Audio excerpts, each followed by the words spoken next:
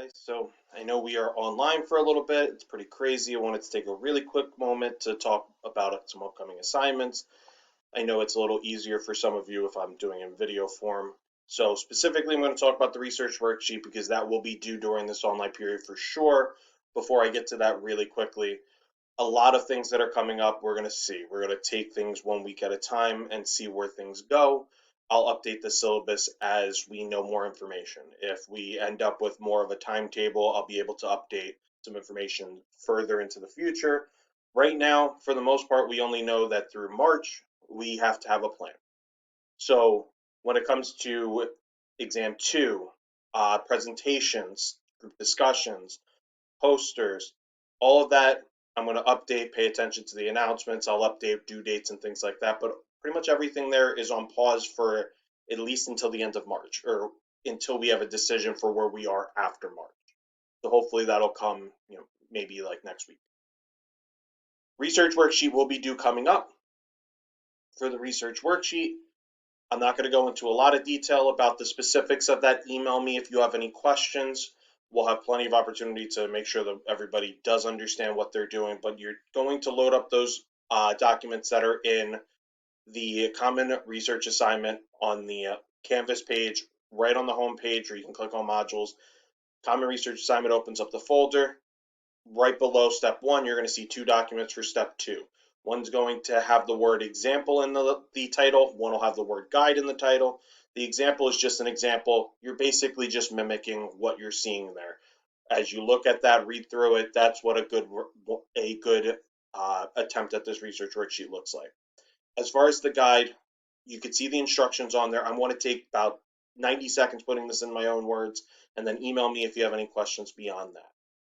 First and foremost, highlighted, it's so important you're taking one article, just one. You're not taking both of your articles or all three of your articles or anything like that. One article, breaking that article down. The way that you're breaking that article down, you're following the instructions right there. You can type right in those text boxes. So you have the introduction, it has the questions, you're answering those questions. Methodology, results, discussion, answering those questions. One big paragraph, two little paragraphs, good idea of what I'm looking for. Make sure you answer every single part of the question. Don't skip one.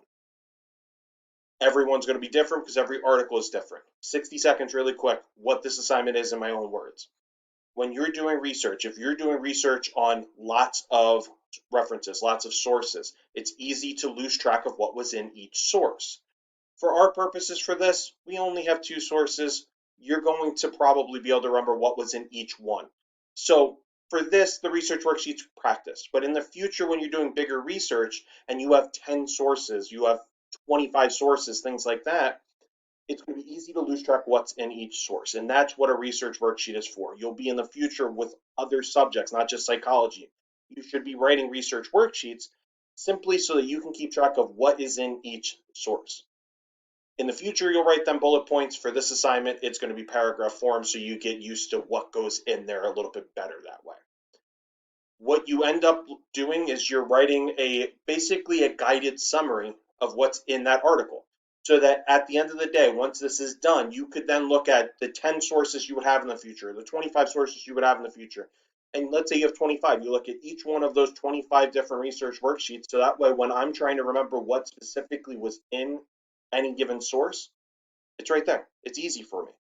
It'll take me 30 seconds to get through each one of these worksheets. So I'm trying to remember which article had this piece of information. I'm looking at research worksheet after research worksheet, 30 seconds at a time. It's going to take me 10 minutes to find what I'm looking for, as opposed to if I was going through highlights in each one of those articles, it's going to take me a long time. That's what a research worksheet really does. This is going to be paragraph form. It's the first one you're doing. It's going to take you longer than it will in the future to write them up. In the future, these will take you 10 minutes to write them up. You'll write them up in bullet point form. It's going to be something you'll get very used to doing. For this one, paragraph form, following the question so you know exactly what should be going in these in the future.